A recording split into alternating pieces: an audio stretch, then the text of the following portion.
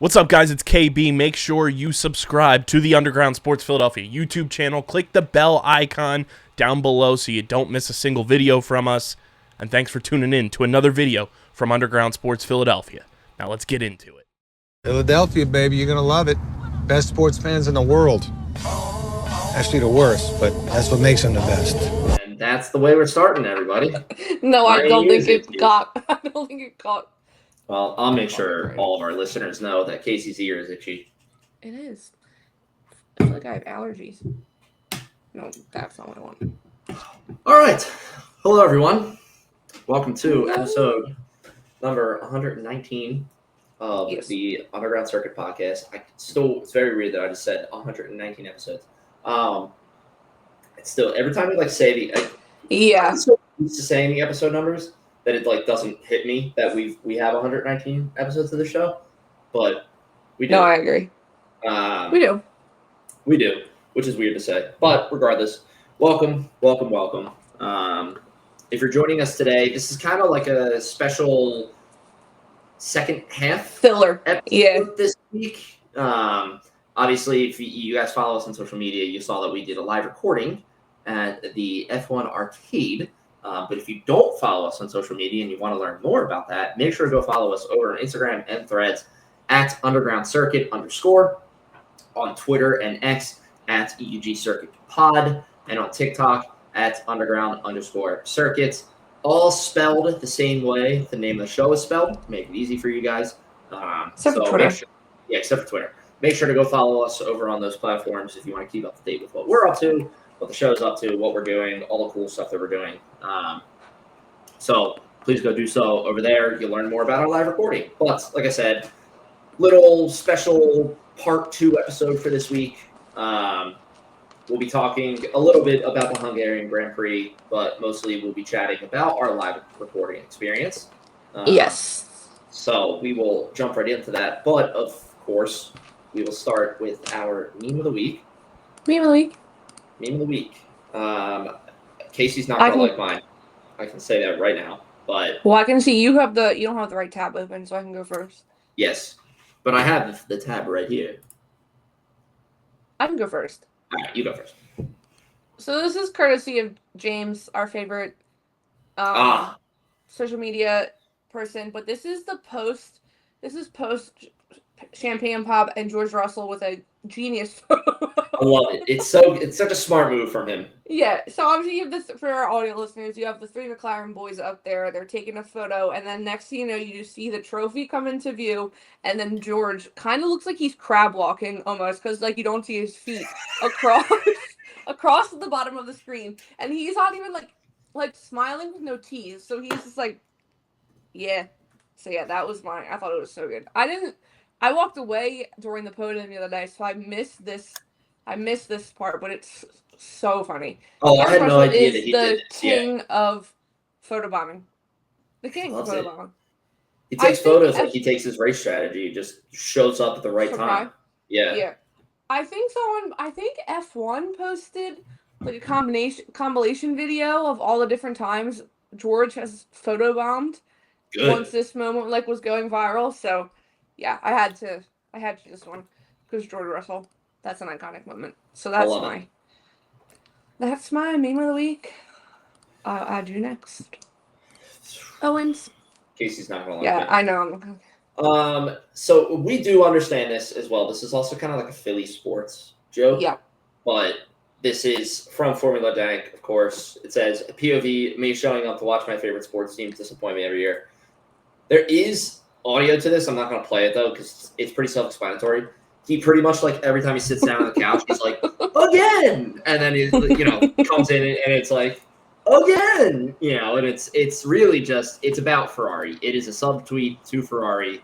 It's not even every year. It's every weekend. It is every weekend. It's every race weekend. Just brutal to see what goes on there at that team, and we kind of talked about that at our live recording and everything. Yeah. But yeah, like I said, I get it as a Philly sports fan, but I do have to say, I'm starting to understand the feeling of why fans like their dynasty teams. Yeah. Because it's like I feel like I'm gonna get like crucified for this, but I sort of understand now like what it's like to be a fan of like the Kansas City Chiefs. You know, especially like recently, because it's like they went 2 years in a row of domination, and it's like going into the third year, it's like, oh yeah, Chiefs are gonna go through. This is ours, yeah. Yeah, obviously that didn't happen. Go Birds, fuck the Chiefs. Thankfully. But I'm just saying, with McLaren this year, it's nice. It's nice. I've never had this thing for any sort of sports team that I've ever cared about.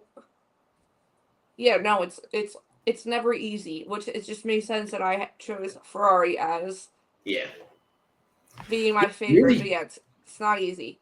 Really, just stuck to what you knew. You know, just literally stuck to the same feeling all the time. Yeah. I saw it much later, but the girls just want to F1 posted and tagged us and being like, "Is Casey okay?" And you responded, being like, "No." I saw that and I was like, I have to respond to this and be like, she can confirm she's pissed. Like, I only saw it hours later once. Like, I think after you left, helped me on Sunday, and I saw it and I was like, "Can confirm I am not okay." Yeah. But yeah, no, it's just rough out here, guys. It's just rough. It's rough out there. It's rough out here, but we'll make it through. We'll survive. Charles Leclerc still has hope. I still have hope. Wait, that just reminds me of the one meme I saw. I think you showed it to me where it was like man with already dying hope loses a little bit more hope that he didn't even know he had. Wait, no, I didn't say that, but I literally just happened to see that right before we started recording. It's so good. It's like, so good. Man who loses hope he didn't even know he had, or something like that. Yeah. I mean, we talked about Ferrari on Sunday for a little bit, but like it was just the range of emotions you went through the entire weekend, like pole position to fourth. Yeah. And like now to any other team, fourth is like, oh, fourth, yay. Fourth. Yeah, no.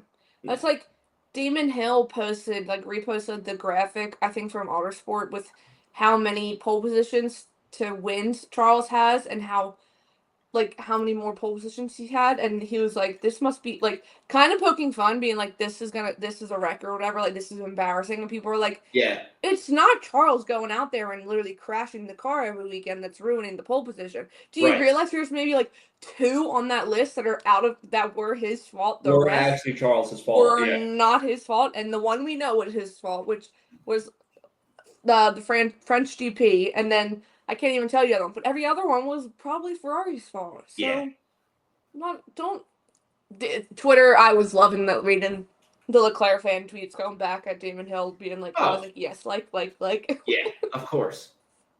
He woke the sleeping giant. But yes, that was our meme of the week. It was said, not really weekly news. We are still waiting for what's officially summer break. So silly season, officially silly season. Yes. But we're still, I think the only silly season news we're going to get is one of the Cadillac seats. I don't think we get both. I think we get one. You don't think they announced both? No. I still think they wait and do, if it's Checo and Bottas, maybe we get Bottas now and then they announce Checo during the Mexico GP. It just makes, why would you waste the opportunity to announce Checo Perez coming back to the grid during the Mexico GP? Yeah, I mean, it is like, it does make sense. You know, like why would you not do it on that day? But yeah, I hope we get something from them at least. Same. You know, some sort of news. I mean, depending on the silly season moves that happen, which, like, I don't know. I think it's going to be a quiet silly season. Compared to the past 2 years, I think it's quiet.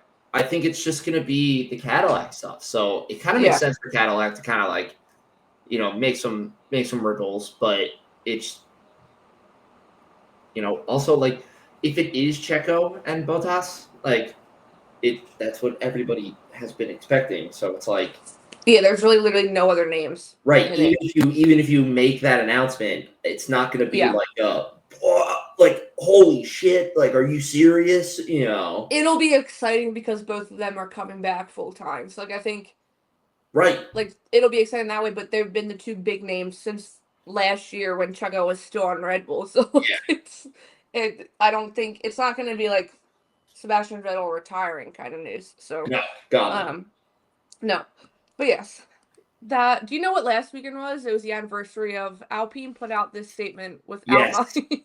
I didn't know that going into it, but I knew that because I woke up and I saw somebody posted it and they were like, gotta bring this up because it's a special day. And it was a screenshot of Oscar's post and like, without my permission, Alpine posted this thing.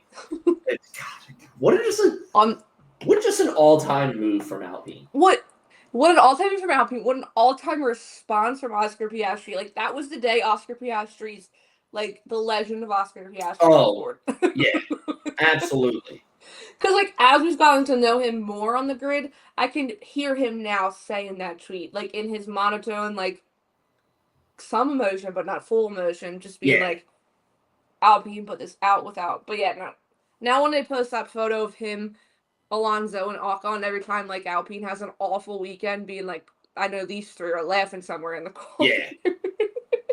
It's so good. Yeah. But yes, no other weekly news, like we just said, so we will move on when we just talk a little bit about Sunday first. Yeah. I mean...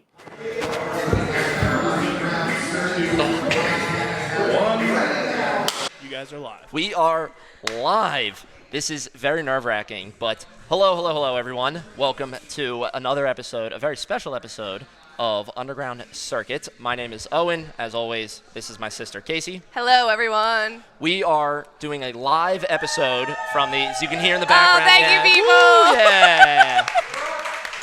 We're doing a live recording from the Philadelphia F1 Arcade. First of all, we just want to say thank you to the F1 Arcade and Nicole, too, for getting us out here, getting this live recording set up. We are so grateful. We're so happy. A little bit about us before we jump into it. Like I said, my name is Owen. This is my sister, Casey. About 3 years ago now? 3 years ago now, we started this show. We were newer F1 fans. We started watching with Drive to Survive, and both of us just, like, instantly fell in love with the sport. It was a blast. Don't hate us. We are Drive to Survive fans. That's where we came from. We are Drive to Survive fans, so deal with us there. But now we're enthralled by everything, and we love the whole sport and love talking to people about it and talking to each other about it, which is why we started this show. So we're going to keep it quick today. We're not going to take up a lot of people's times, but we are going to start with a trivia game. So we would need 3 volunteers from the crowd. There is a prize here as well. Can I just see that real fast so I can read it? I can read it. Do you want to read it? So this prize is good for here. It is racing, food, and non-alcoholic drinks for 2 people. It's valued at $100. Yes. So we need 3 people. Big prize. So 3 people, if you want to come up, it's all about today's race. That's what the questions are. So if you're paying attention, volunteers, raise hands. Anyone? Just need 3 people. We'll explain the game. We got 1, 2. One more. One more. Going once. One more. One of you. Come on. Get up here. Come on. Yay. All right. Yay. There it is. All right, you guys, where do you want them to go? We're going to go. You're going to come stand right next to me. We're just going to do one at a time. Perfect. I'll give you guys a rundown of the rules and everything. So whoever's... Yeah, you can come around this way. Yes. Go Birds. Go Birds. That's right. You can come stand right over here. All right. So, come stand right here for me, buddy. How you doing? What's your name? My name's Glenn. Glenn, nice to meet you. I'm Owen. You're going to hold this for me. So the game... My dad. We What? both Army veterans. Oh, thank you. Thank you so much. There it is. I love it. So the game is called Pints and Pit Stops. It's going to be a 5-question trivia game. Okay. What it's going to be is you're going to get asked 5 questions. You have to answer them as quickly as possible. We can go one at a time. Do you guys want to go as a package unit? We are a unit. You're a unit? Okay. If you want to, you can hang out on the side, and then we'll do you second. So the competition here is whoever does it the fastest will get will win the prize. Okay? The drinking? There's no drinking involved. I'm Well, sorry. you can drink yours. You can drink my Blue Moon if you would like, if you want a sip of it. The reason that the pint is there is I like to try beers when we do this during our podcast. Blue Moon is delicious. That's right. So 5 questions as quickly as possible. I will read the question to you, and if you just give me your answer, and I'll go right on to the next question. I'm not going to give you right or wrong in the moment. I'll tell you once you're done. For every question you get right, it is 1 second subtracted from your time. Every question you get wrong, it is a second added to your time. So we'll go at that net time at the end of it. Does that sound good? Perfect. And we won't start the timer until he's done reading the first question. I'll read the first question to you, and then the timer will start. So we'll go from there. Questions pertaining to? The questions are all about today's race. Okay. So if you were paying attention to the race today, you should be good. All right. Good to go. All right. Sometimes I think I was paying attention, and I know I'm not. Yeah, every time when we do it with each other, I'm like, yeah, I paid attention, and then I'm like, shit, I forget everything. Yeah, we should do one when we drink every time you get one wrong. We should do that. That's a good. So, like I said, 5 questions. I'll read the first question to you guys. Then the timer will start. Casey has the timer right there on her phone, and we'll go from there. Are you guys ready? We're ready. All right. Number 1. How many places did Lando drop at the start of the race? That was, 5 or 6? 6. What tires did Lewis Hamilton start the race on?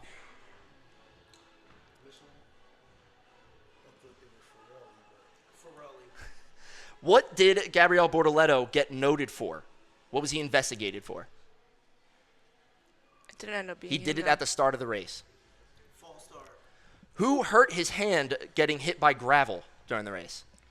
Oh, He came over the radio and said, "My hand is screwed." I wasn't paying attention. Oh, God. No, that was a quick moment. Who was the first Red Bull to pit? Oh, damn. 9. Yeah. Who's a person? Oh, Person. Yeah. Max or Yuki? Max or Yuki? 50-50 shot. Yuki. Yuki? All right, stop the timer. I got it. All right. We went 55-17. All right. How many places did Lando drop at the start of the race? You guys said 6. It was 2. Oh, damn. 2 places, yeah. It was did like seem like a lot, though. It did seem like a lot because it was like right off the bat, he came and just fell back real hard. Yes. What tires did Lewis Hamilton start on? You guys gave a great answer to this, actually. Yeah, you said Pirelli. It is. I was looking for the type, so like soft, medium, hard. But I'm going to give it to you because you said the supplier of the tires. So that's good. You're right. It's the Pirelli tires. What did Gabriele Bortoleto get noted for? Got this right. False start. You were correct. It was a false start. So that's 2 seconds off of your time now. So that's great. Who hurt his hand going into the gravel? He said me. Oh. Wow.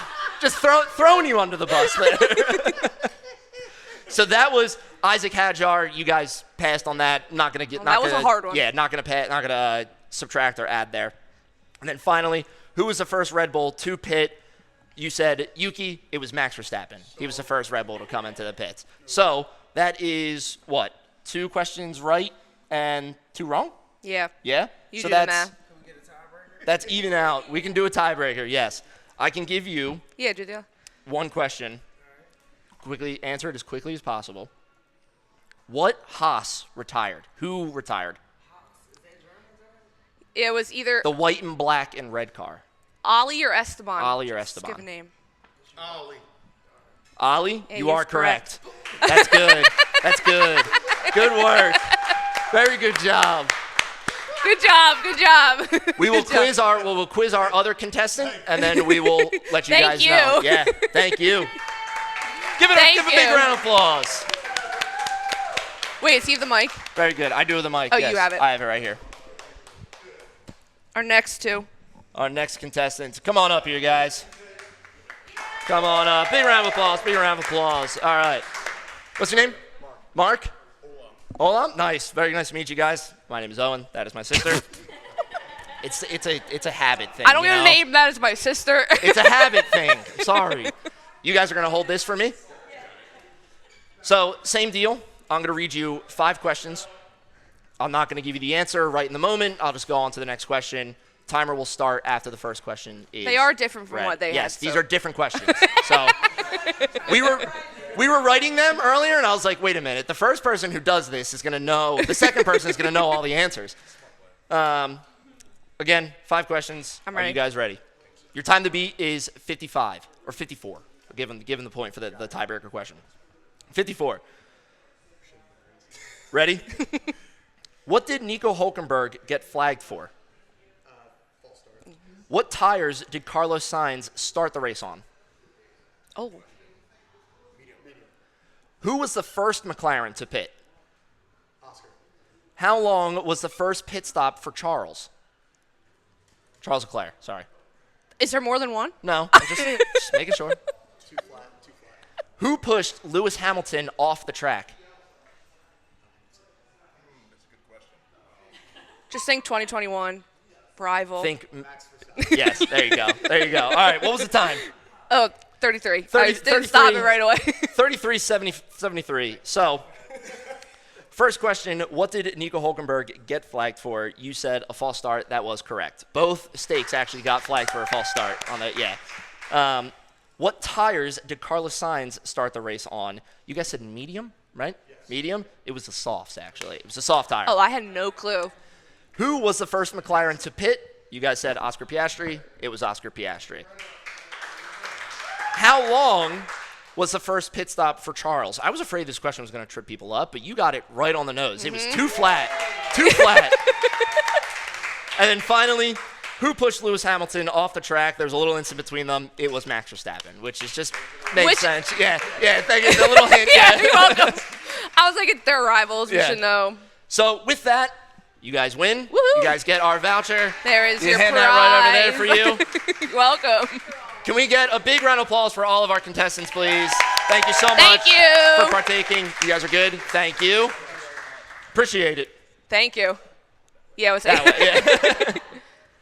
All right, now the race. We can talk about the Now the race. We can talk about the race. Some yeah. important moments. Some good moments, some bad moments. I think the biggest thing that I want to talk about first, and I think it's the most important thing to come out of this race, is the little battle there between Lando and Oscar at the end of the race. Well, you have it perfectly in the notes. It's literally the entire It's- season wrapped up into the Yeah, one. I mean, that is, race. if you're looking for image or microcosm of the whole season right there, Yeah. I mean, that was it. That was 3 laps of hard racing between Lando and Oscar. They have been doing that back and forth all season, as we've seen. Yeah. And I really don't want to say that the outcome of this race is going to be the outcome of the Drivers' Championship. Well, because you do want to say that because you're a Lando fan. Right. So you want to Yes. say You're that. right. I do want to say that. Emotionally, I want to say that. Logically, I don't think that that's how it's going to play out. No, I don't think it's how it's going to play out. Yeah. Because we all saw it. Oscar locked up. I think if Oscar didn't lock up Yes. going on the inside, he would have got Lando and he would have won because he was closing in. He was very quickly. close. He was very, very close, yes. But yeah, I mean, it's just the entire season is the McLaren show. And this is the birthplace of Papaya Rules. I was kind of hoping we were having a second version of Papaya Rules, but I'm sure. for the drama, I wanted the second version of Papaya Rules. Yeah. I mean, that would have been.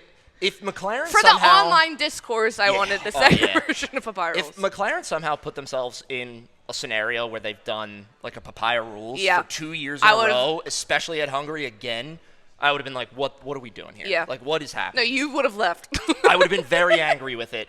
But ultimately, Lando wins. It's a great battle between the two of them. Like you said, Oscar locks up. And that's, to me, that's really the only reason he didn't catch him. Yeah, well, I also think so as well. But it's also Lando's turnaround because that start was atrocious. That start was brutal. That is, I always, so like you said, I'm a Lando fan.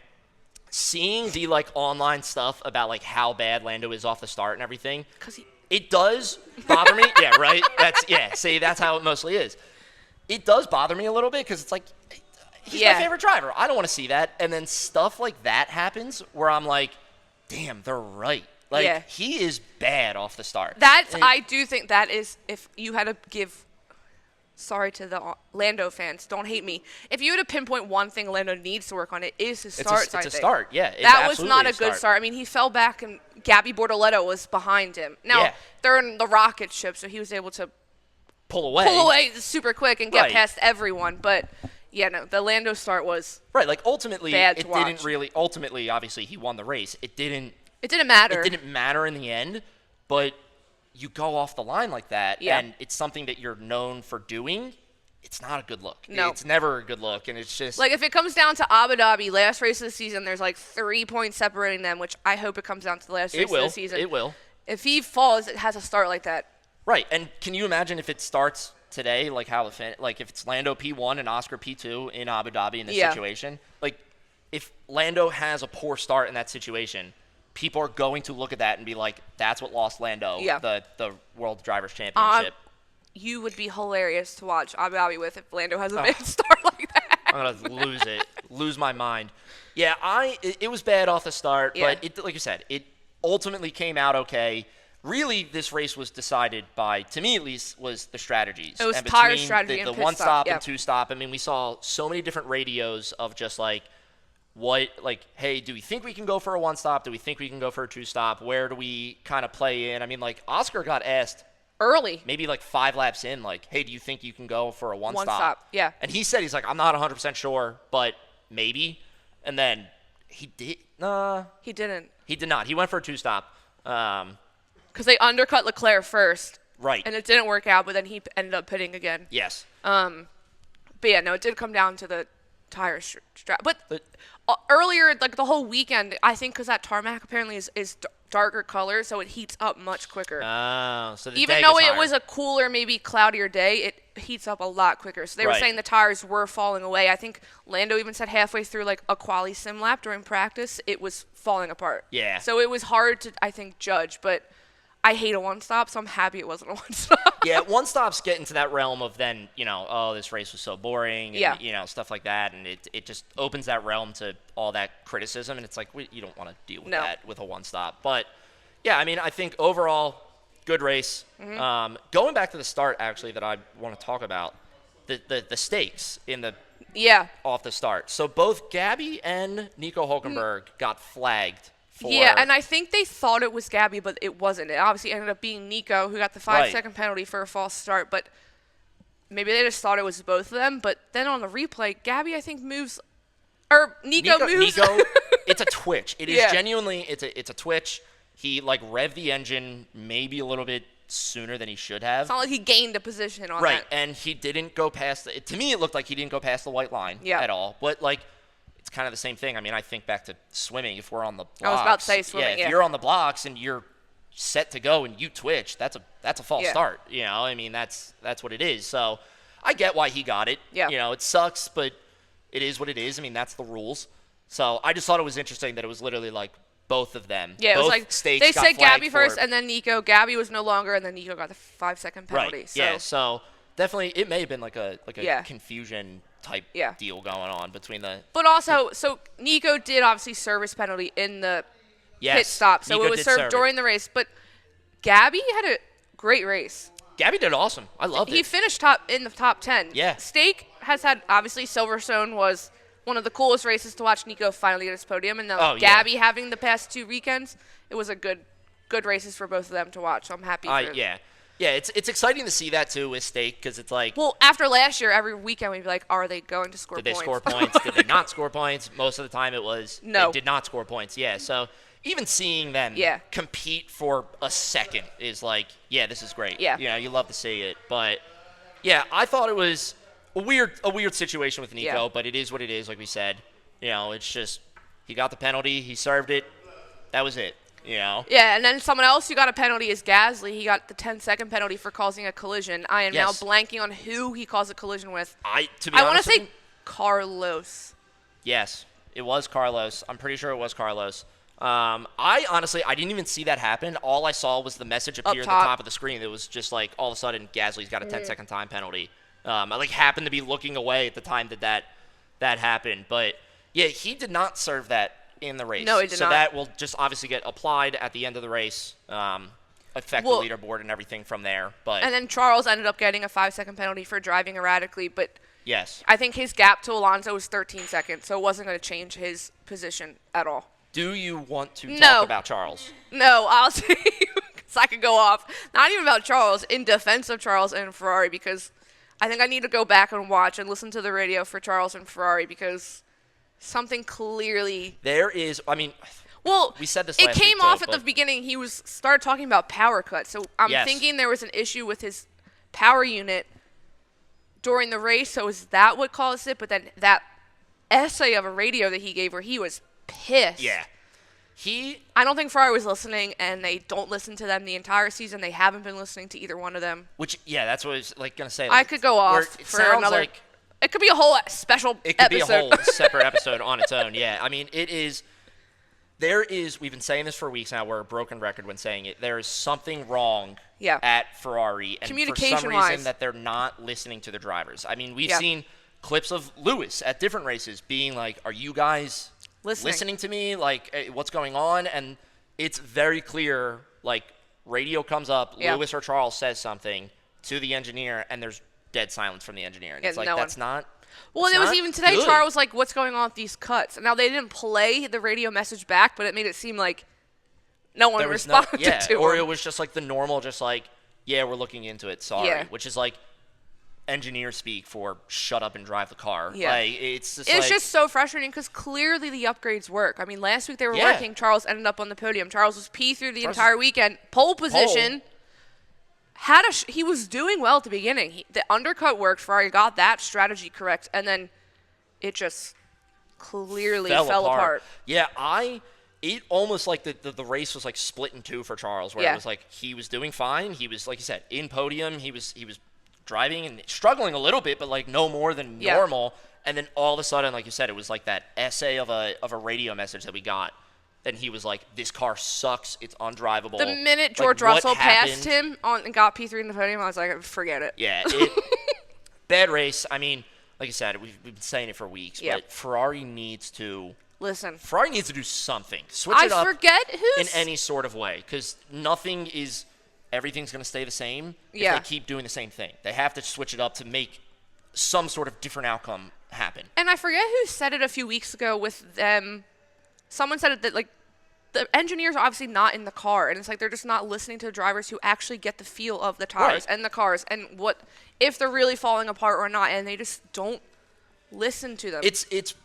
It's a weird thought because it's like they're prioritizing all of the data that they're seeing Yeah. on the screen over what their drivers are saying. Our which is feeling. like, And you have don't- Lewis Hamilton, the GOAT, in Right. one car. Charles, who's born and raised Yeah. Ferrari in the other car. I think you can trust their opinion. Right, and it doesn't, like, I understand the value of data and analyzing data and making a decision off Yeah. of that, but when you have a person, like you said, Lewis, Charles, very experienced Yeah. drivers, it's not their rookie drivers, they're very experienced drivers, in the car saying, hey, this isn't working, something's wrong, and you're just blatantly ignoring Yeah. it, and then looking at it and being like, oh, well, our graphs say that we're good. It's like, no, fuck your graphs, you know? Come on, like... Well, it was literally the perfect Ferrari weekend, too. You started off so strong with the news of Fred being extended. Right, yeah. Good in practice. Charles Pose, race atrocious. Which, yeah, you're wiping away that good news Yeah. of Fred getting extended now because of this race and how much of a fall it was Yeah. for Charles. You know, it's like, yeah, we made this great big thing. Hey, we got Fred in for another couple years. This is great. We love him. Awesome. And then all of a sudden, everyone's just going to be like, oh, Hungary? That race sucked for Ferrari. Yeah. You know, like, Which it literally, I said it wrong. I think he was 13 seconds to George. He was like 20 seconds to Alonso. So, like, Yeah, the fact that he that's- dropped off that it's much. that hard. Yeah. It makes me wonder that in Zandvoort, is he going to take a power unit penalty or something? He might. I Which- mean, we'll cross that bridge when we get there. Yeah. Yeah. I have 3 weeks to digest and deal summer break Yeah. and then be okay with that. But That's it, I yeah. could we could have a whole special episode during summer break of Ferrari and Oh, yeah. Just analyze all of their issues that they've Yeah. had in the first half of the season. to the people that if they're maybe new, I say this time and time again, being a Ferrari fan and being a Philadelphia sports fan are together because they One get and the your same. hopes up so high. One and the same. They talk big game, they get your hopes so high, and then it's like stuff in their management just falls apart, and you're like, oh, okay. Oh, we're just returning to regularly Yeah. scheduled programming. Yeah. We're good. You know, So- it's, yeah. Yeah, it makes sense. So this is like semi-Ferrari related because it's their engine supplier, or not their engine supplier. Haas is taking Yeah. an engine Oh, from yeah. Ferrari. But we only had one DNF this race. It was Ollie Behrman. Yeah, for floor damage. Yeah, he had floor damage. That kind of came also on like pretty suddenly. Yeah. Like I didn't see the floor damage happen. I don't know if it was linked to a specific incident, but all of a sudden it was like Ollie came over the radio. He was like, "Hey, something's wrong," and then literally I think the next radio message that we saw as the viewer was stop the retire of the car. Yeah. Which sucks because he's been P11 for like the last 3 races in a row, and he was finally hoping to get into the points. So yeah, that sucked for. It was like literally like flying a little too close to the sun, and then he was also like the only rookie that survived Silverstone, right? All the other rookies retired and so yeah. Like almost everybody bowed out of Silverstone, and he was the only one that survived. So yeah, I mean, sucks. Overall, I think the race was okay. Became a little bit of a snooze fest in the middle there, but it was fine. I mean, it was. I was hoping and praying for rain at the end. So somebody came over the radio and said, "Was it George?" That it may have actually been George. George always thinks that's going to rain. He did say, like light drops of rain or something are coming, or I felt light drops of rain. But that was literally the only thing that I saw was that there was rain. I mean, it was that, and then the battle between Lando and Oscar was like the two key highlights to me at the end of the race, at least, because that was the end. I mean, I was stressed at the beginning because being a Charles fan, so I was hoping he was holding on, and he was doing well, but then it just fell apart. So it would have been nice if Charles. He might as well have just retired the car and stuff and gone on that way. Honestly, that would have been less painful than. Would have been. Very George nice Russell to surprisingly see ending up on the podium again. Again, which that man just gets podiums because he's in the right place at the right time. Do you think that? Every year he has a race where he's like tailing in like 4th or 5th, and then it's just like, oh, I'm on the podium because somebody screwed up in front of me, which is like great. He did that. You know, you put yourself in that position to then capitalize on that, but still. But are the points updated on the app? I think so. I don't know. Is Oscar still in the lead? Yeah. World Drivers Oscar. It Championship? says Oscar right now is 266 and Lando's 250. Oh, all right.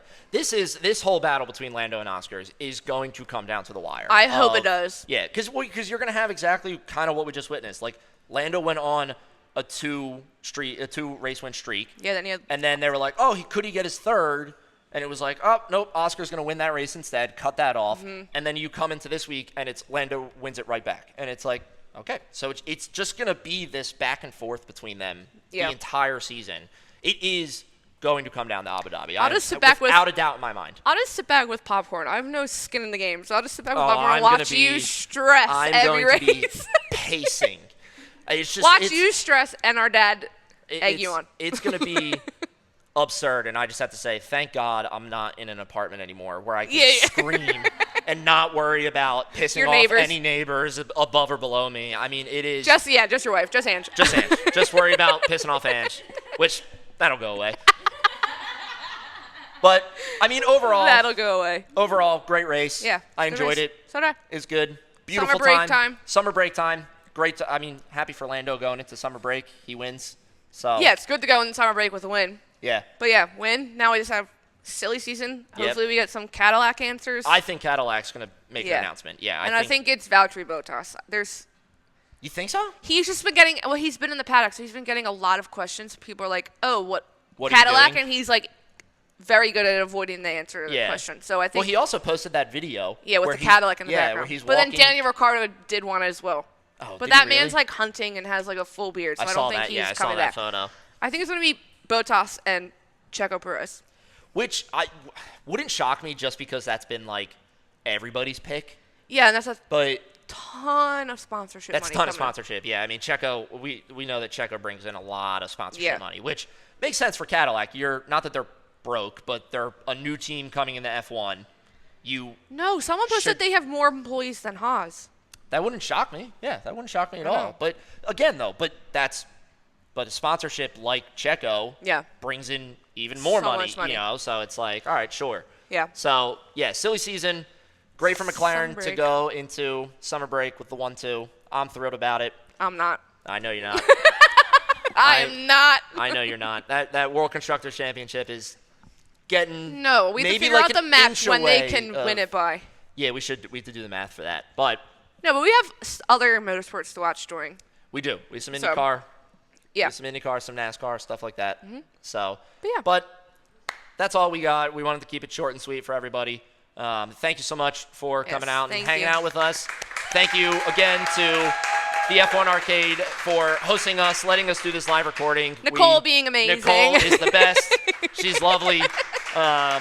So again, thank you so much for hanging out and joining us today, guys. We appreciate it. Thank you. Good work. Good work. What Not a to go on too long, but no, but I mean, what a thrill to be yeah, able to do what we did on Sunday. And Yeah.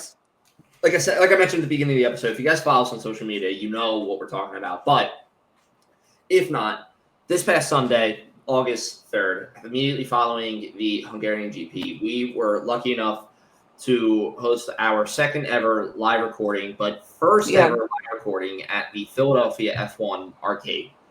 And that was an incredible experience. That was Go ahead. No, I was gonna say it felt like a milestone for us. I felt like it felt like check this off the list. And this is no offense to the first one we did. Something about this one just felt a little more legit. Yes, and when I got that feeling, and the most surreal moment for me was having our name announced over Yes, the DJ to everyone. speakers, to every single person in that venue. Which, if you've been in that venue, if you're from Philly and you've been in the F1 Arcade venue, you know that it's huge. So it is. They said I think it was 160 reservations going into it, and they said by the end of the day we'd end up with 200 just from walk-ins. Yeah, because of walk-ins. So it was hearing our show name and hearing our personal names being broadcasted over the loudspeakers there, and talking about we have an F1 podcast coming up after the race. I was just that was the moment where I was like, holy shit. Yeah, it just felt this is legit. Crazy. I don't know if it was the backdrop too. I posted one of the photos of us, and Frey was like, the backdrop just looks vibey. Something about it is so cool looking, and the F1 Arcade lit up behind us. No, it was definitely a milestone for us personally and us for the show, I would say, for sure. Oh yeah. It was I don't know. It was it's one of those moments that it's we're still, I think we're still a relatively small show. Yeah. But having a moment like that, it made you feel like one of those bigger name shows and everything. And it's holy crap, this is awesome. Yeah. This is insane. I mean, even just because we did the live pints and pit stops, and being able to say hey, we have pints and pit stops here. We have a prize for it. It is with the F1 Arcade. Who wants to come up? Even I understand why people weren't jarring to jumping at the bits to come up, but even just calling on people and just being hey, come on up here, interacting with the guys that we did for the pints and pit stops. Just an overall, just absolutely surreal experience, and so much fun. I mean, I was not expecting to have as much fun as I did, and I don't want that to come as a negative thing, but I was expecting to be so much more nervous than I was. I was just about to say this. Because we both finished. It felt. I know you say you to do the intro because it gets you in there, and then you're oh yeah, we're talking, let's go. But even before we even did the intro, I didn't feel nervous, and I felt like I was gonna be super nervous. Oh, I was ready to be quaking, literally, I'm about to present a PowerPoint in front of my high school class for the first time. Kind of nervous, oh my god, But no, we were fine. We were good. I felt great. It was a blast. Competition rolled. Yeah. And it was just you're funny. I hope we were funny. Yeah. Even just a surreal experience of just being in that venue, you know, and being there. I mean, we have said this multiple times. Before the F1 Arcade came to Philadelphia, and we knew that it was coming, but it was before it was open, before we knew anybody who worked there. We were what a dream it would be to work with them. Yeah. Like, we should reach out to them. But when we said we should reach out to them, it felt like a long Like a shot. pipe dream. Yeah. Like we were like, let's reach out to them.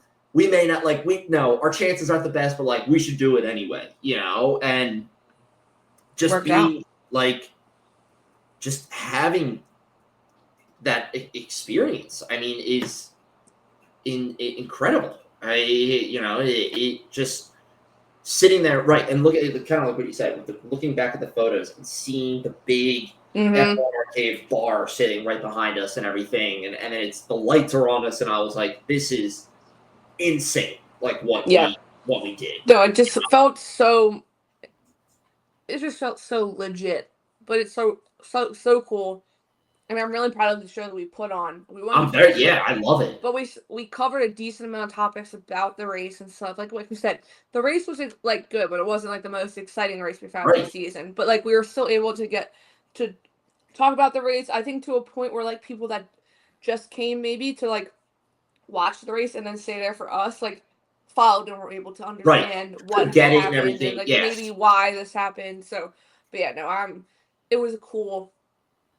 I definitely don't think a one and done type of thing. For sure some more we'll get to do at the arcade. But yeah, it was super amazing to do. I'll say the moment I felt like I was like, oh, this is legit was when Kyle brought out those lights. Oh yeah. When Kyle brings out his like whole remote setup, I'm like, oh, this is cool. Because that's like hitting the like techie part of me where I'm like, oh, this feels legit. More than just like sitting at our desks doing it, but yeah, when he brought out the lights and like put them in each corner and then turned them on, I was like, oh yeah. Oh shit. Okay. This is this is big time now. This is big time. Yeah. But no, it was an absolute blast. I said this, I don't think I'll ever stop saying it, but thank you to, Nicole, Scott, everybody at the F1 Arcade that got this, that we've been in contact with and allowed us to do this. And it would also not be possible without listeners and viewers and friends and everything that we've come to have through F1 Threads, through the podcast, through this whole journey that we've been on. So thank you so much for everything, for listening. Like I said, listening, interacting, just putting up with our general nonsense of people walking past my window and, it's, killing a bug. Yeah, we cannot thank everybody enough, and it's because of you guys that we can put on this at the arcade and everything. And yeah, I mean, I said this too. I think I said this to you, Casey, but like, at this point right now in time, if this show were to end and it would be the end of it and that was it, everything that we've gotten to do is what we've gotten to do with this show, I would be like, what a cool ride. Like, what an awesome journey. Within the show, what we've been able to do just this year with, like, starting off the year with media for IndyCar and stuff, I would be, we've gotten to do, this past year has felt like a big stepping stone for us to do even cooler things. Like, I feel like it's the first step to, as you said, you even said it when we were on the way home the other day, like, we've got our footing now or whatever. Like, we've got this. We can do this. So I feel like this past year has been one of the coolest for the show and us personally. So, but yeah. Like I would have said, thank you to the arcade and Nicole and Scott for also just believing in two crazies that talk about Formula One. Oh my God, yeah. Oh my God. I want to tell this story because I told this to you, Casey, but I don't know if I ever told like everybody who listens to us. How the arcade like got in contact with us is so random because you would think for something like this, we would reach out on like Instagram, TikTok, stuff like that. One of those like main channels that you've seen before where creators get in touch with people. Yeah. When we met Ariel, the girl who originally reached out to us. Oh, yes. I asked her, I said, I was like, just out of curiosity, how did you find us? I'm curious. She goes, oh, like, believe it or not, of all places, I found you on Reddit. And I was like, you found us on Reddit? Yeah. She goes, I was on the Philadelphia subreddit and somebody had posted saying, is there a bar that plays F1 races? And she goes, in that thread, I found a comment that said your guys' name and everything, and that you guys go to Human Robot and all this stuff. And she goes, and that's what made us reach out to you. And I was like, that's crazy, because I was like, I was the one who got that comment. And I was like, the butterfly effect of like, what would happen? Because like I remember writing that like post. Oh, I remember. I remember you telling me. And I was like, I'm gonna do a shameless plug here and say that my sister and I's podcast, blah blah blah. And I was like, if I never did that, then we wouldn't be here. And I was like, that's crazy. So just again, got to Reddit, the one place we'd never use. Right. Like I was like, what? What are the chances? But again, it would not be possible without everybody supporting us, our family, our friends, you guys, the listeners, Nicole, Scott, everybody. The arcade. Thank you so much. The arcade. Kyle, thank you so much. Thank you so much for asking Casey, Kyle, to start this podcast and bring me on as a guest. You know, thank you for doing and he's never left. Never left. I'm the most longest running guest on this show ever. Someone saved me. He's never left. I've never left. But yes, thank you so much. Like I said, that episode will be posted soon. That contains like our full kind of thoughts on the race. Yeah. That was really kind of what we did there. The episode begins with the pints and pit stops that we do, but that is our main race thoughts. The only two things that we didn't really talk about from the live recording is that was the Hungarian GP was McLaren's 200th race win, which is cool. Historic, cool to see. Glad we got to see it. I'm glad it was a 1-2 for them, because that was I was saying getting a 1-2 is you love to see it. So I'm happy about that. And then the other thing, which is a little bit more of a discussion, that the McLaren thing is more just like a call out of like a special moment. The Aston Martins. The entire weekend. The whole weekend. That's it. We're so good. I thought for a while in qualifying we were going to have Alonso first or second. Because he was flying. They looked like 2023 Aston Martin. Yeah, they did. I said, it's the randomly were like, holy shit, Aston Martin's really good. I mean, it's whatever they said they were no longer going to be bringing upgrades for the rest of the year and fully focus on 2026. And then I saw it today actually with an article. I think it was a Sky article. They basically told Sky reporters this past weekend, no, we're not talking to you, because they've known they've been super like weirdly critical of them recently, and they're like, no, we're not. Like, why are we going to give you the time of day? Yeah, I think it's working for them. You know what? Honestly, I like it for Aston Martin. Yeah, it's the AJ Newey effect. It's head down, kind of like fuck the media. You know what? Like, you guys are going to talk shit about us. Fine, we're not going to give you things to talk shit about us. Then, like, Lynn Stroll was like, finally, I've only been asking for this for how long? Right? Yeah, get me out of the media bullpen. Wait, but first of all, I saw so many things with Lance Stroll this weekend, good things. So, like, Thursday media day where like fans can come in and they can like go on the pit lane and stuff and stand outside the garages. Sometimes drivers come out. There was a small group outside of Lance Stroll's garage. He kept waving to them and stuff, and then came out and spent like a decent amount of time with every single one of those fans. The one girl literally posted, he like DM'd them after the race, like thanking them for coming and thanking them for their support and all this stuff. Like, and then I saw other videos of him like running up to the fans at the airport, like signing things for him. I was like, Lance Stroll, who are you? Like, this is a new, this is a new Lance Stroll, but like, maybe he just wasn't expecting so much personal support in Hungary. But like, I mean, when I saw those things and I saw that he like DM'd the person being like, thank you so much, I was like, okay, that's really nice. Yeah, that's very nice. I'm sure it had to have been like that what you said, like not you don't expect that level of support or like that level of like positivity from fans and everything for that weekend, and you get that, and it's probably like, oh my god, this makes my day. Like, this is incredible. So that's great. I'm happy to see that. I like that from Lance Stroll. I'll give him a W on that. Yeah.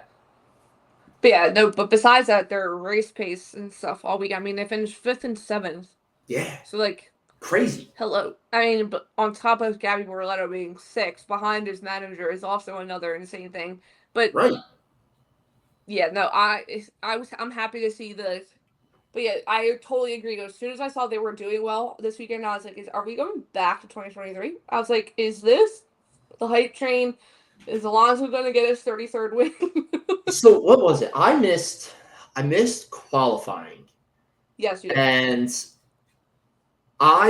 when I tell you I opened up Threads after qualifying was done and I saw the leaderboard and saw where Aston Martin was, I was like, there's got to be some mistake. Yeah, they were 5th and 6th.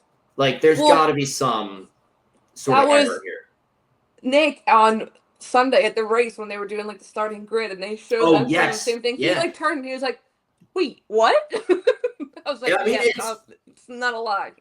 It's insane, just the rapid turnaround they did. But like I said, I like it. I mean, if Aston Martin is truly taking this kind of like heads down approach, you know, we're here to kind of make it until 2026. You know, anything else is a bonus kind of approach. They might be like one of the teams that comes out with these new regs and everything and is like new. With Andrew Newey on their side, they're going the hype train next year. I can see automatically being them. Yeah. And they're going to be huge. But yeah, that was good points for them this week. And I wanted to see the standings for them. Like where they are. See like standings from not before Hungary to now, like what they jumped. They're 6th with 52 points. Sake is 7th with 51 points. Which okay. Love to see it. Love to see it. Williams is in 5th with 70 points. So Williams. That's a nice battle right there. Yeah. Well, okay, wait. 9th, 8th, 7th, and 6th are extremely close. Haas in 9th, 35. Racing Bulls in 8th, 45. Sauber in 7th, 51. Aston Martin in 6th, 52. Oh my God. Alpine's in 10th with 20. And Haas is 35. But still. That's a great battle for 6th to 9th. Like and like those standings, like that's a huge jump in winnings at the end of the season. Yeah. If you go from who's in 9th again? Haas. If Haas jumps up to 6th, that's huge. You think about where Sauber is now compared to last year, that's insane. But yeah, that's the. Oh, it is finally updated. Oscar is still ahead of Lando. You choking? Yeah, sorry. I'm the mute for a second. All right, so Oscar is still ahead of Lando. 284, Lando's 275. I mean, that's 9 points. Yeah. It is like we were joking about this during the live recording, but like I'm gonna be a mess on Abu Dhabi Day. I'm gonna be. If it comes down to that, yeah, you are. It's going to come down to it. I mean, we have what? This was round 14. We have 10 races left. Yeah. I'm gonna call this right now. It's gonna be this might sound crazy. It's gonna be a 6-4 Oscar wins versus Lando wins split. So Oscar with 6, Lando 4. 4. For the rest of the season. But it's going to play out that it's going to come down to Abu Dhabi. Well, because if you think like Lando doesn't have a DNF, so like is there a DNF coming in his future? Like does something crazy happen? Because Oscar does. It's like is something crazy going to happen within Right. It's gonna be I think Oscar can win more races just off of the fact of like I think Oscar will remain a lot more calm under the pressure of it. Yeah. But I do think that Lando can still win races. You know, I think he will still win races, but I would not be shocked if for the next 10 races, maybe I shouldn't even say like 6-4 because I can't throw away the possibility of like the one-off like Max win. You know, Yeah, well, and you had Julian Palmer saying during practice the other day that he does believe there's a Ferrari win coming, and that Right. is it Monza, is it Vegas? So I feel like we're gonna get like a weird, like, is there another Mercedes one in there? Is there another Max? Like, does Max win Right. Zandvoort? Right. Every Zandvoort weekend, I'm like, yeah, Max is going to win Zandvoort because it's his hometown race. But Right. yeah, I do think it's gonna be close. It'll become like, that'll be an intense race. I'll just sit there and watch you the entire time. Just watch you. Like I said, thank God I'm in a house now and not an apartment. It's gonna be. Unless we're at the arcade for that one, because it's the last one. We'll be at the arcade for that one. Yeah, we'll have to be at the arcade. We'll That'll be a good one. Yeah. But yes. Yeah, like we said, a little bit shorter. Again, second half episode here. Both these episodes will be published this week. By the time you're listening to this one, the live recording one will also be published. Go listen there for our full race thoughts if you have not listened to it already. But that is it about it for me. No, we have to do predictions for IndyCar. It's not F1 race week. It is race week. It is IndyCar race week, though. You're right. I'm sorry. Go ahead. Not just IndyCar race week. We get IndyCar races throughout the week, so we have summer break because it's the last 3 races of the season. Yes, you're right. Championship battle. Does Alex Palou win it again? So this week they're in Portland. It's 110 laps. It is a road course. It's 12 turns. A natural road course, so it's relatively flat, but contains several spots for passing. That's what's on there. It's very interesting looking. Some of the turns, there's like a one chicane that's very, what's it called? Like sharp, but yes. Obviously, that race is on Sunday. Will Power won here last year, so some Penske. Yes, that's right. So yes, we will give our predictions for, we'll give our predictions for this, and then we'll recap it next week. So, predictions. Oh well, I can wait. Let me go back. It does say. Go ahead. Oh no! This one article that you sent with the news update or whatever. Yeah. So Honda could clinch its 7th IndyCar Manufacturers Championship. So they do give a Manufacturers Championship out. Okay. All right. It's first since 2021. Which will wrap up its most dominant 2025 campaign. Where else did it say? Honda has won 12 of the season's 14 races, including the Indy 500, tying its modern era record from 2023, with a 224-point advantage over Chevrolet in the manufacturer standings. That's a wild. Where else did it say? Oh, so Alex Palou is on the verge of claiming his 3rd consecutive championship, obviously 4th overall. He's obviously won the titles in 21, 23, and 24. Wait, where does it say about this track? He enters Portland. No, sorry. Oh, Palou has an impressive track record at Portland with wins in 21 and 23 and 4 career starts at the circuit. He has only finished outside the top 2 once, 12th in 2022. So, Honda's also won all 6 road course events so far this season, with Palou claiming victories at Thermal, Barber, the Indy Grand Prix, Road America, and Laguna Seca. And then, obviously, Scott Dixon winning the 6th road course at Mid-Ohio for Honda. So, with that being said, my predictions... with all those stats out there, I'm going to go for a wild pick. Specifically about Alex Palou. I'm going to go P1, Alex Palou. P2, Scott Dixon. P3, Christian Lundgaard.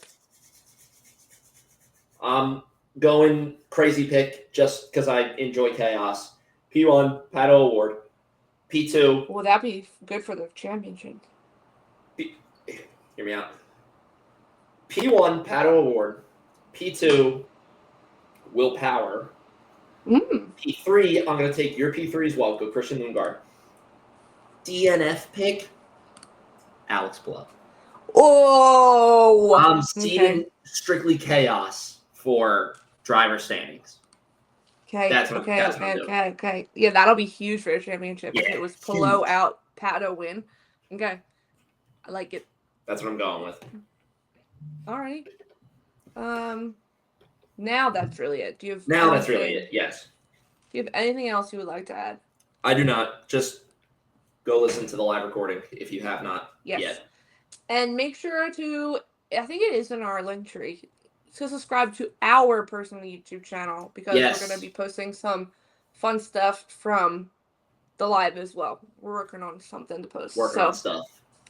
Yes, that is it. Thank you for joining us for episode 119 for my new setup back here. Our It's new not finished apartment yet. setup. Yeah, it's coming. Still more to come.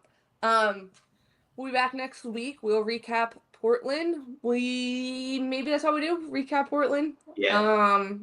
Summer break. This was when we had to be like, what can we talk about? Yeah, it slows down a little bit, but yeah. Thank God for IndyCar. But yes, we got Portland. We'll recap Portland. But as always, please go give us a follow over on our socials at Instagram and Threads at Underground Circuit _, Twitter UG Circuit Pod, TikTok Underground _Circuit. We're gonna be doing something fun also on socials this summer break, so please go give us a follow there. yes. Wherever you listen to your podcast as well. Thank you so much, and we will see you all next week, people. See you later, people. See ya.